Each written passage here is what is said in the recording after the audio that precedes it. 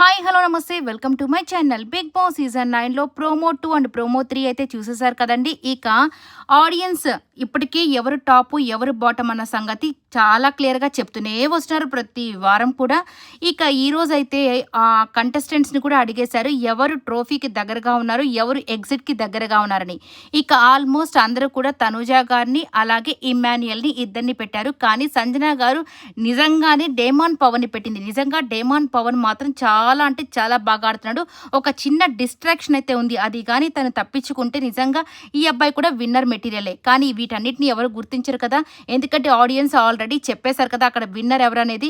కాకపోతే పాపం ఇమ్మాన్యుయల్ బాగా ఆట ఆడుతున్నాడు కాబట్టి ఈ అబ్బాయి మీద కొంతమందికి అయితే నమ్మకం ఉంది కాబట్టి తనను కూడా తీసుకొచ్చి అక్కడైతే పెట్టేస్తున్నారు. ఇక ఎగ్జిట్ గేట్ దగ్గర అయితే సాయిని పెట్టారు, భరణి గారిని పెట్టారు, ఇక గౌరవ్ని. ఈ ముగ్గురి మాత్రమే ఆల్మోస్ట్ అందరూ పెట్టారు. ఇక భరణి గారి పరిస్థితి అయితే నిజంగా స్ట్రాంగ్ కంటెస్టెంట్స్ అని ఈ హౌస్లోకి వచ్చాడు.